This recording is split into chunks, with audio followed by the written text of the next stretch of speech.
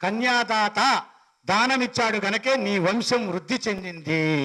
అందుకనే మామ తండ్రి ఒక పందిరిలో ఉంటే కోడలాబడే ఆడపిల్ల నడిసి వస్తే ముందు మామగారి దగ్గరికి వెళ్ళి నమస్కరించి, మామయ్య కాఫీ తీసుకున్నారా అని అడిగి, తర్వాత నాన్న ఒళ్ళో కూర్చుని అమ్మ వచ్చిందా అక్కడవే వచ్చావా అని అడగమంది. అది ధర్మం అట. చూసావా, 20 ఏళ్ళు నే కన్న బిడ్డ ముందు వాళ్ళ మామగారి దగ్గరికి వెళ్ళి పలకరించి నమస్కారం పెట్టి నా దగ్గరికి వచ్చిందని లోపల ఆనందపడతాడట.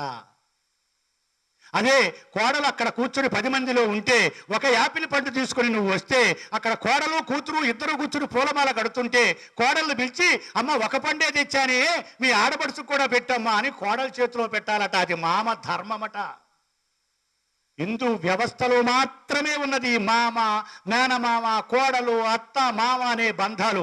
వేరే వాళ్ళకి లేవు. వేరే వాళ్ళందరూ సార్, హాయ్, అంకుల్, ఆంటీ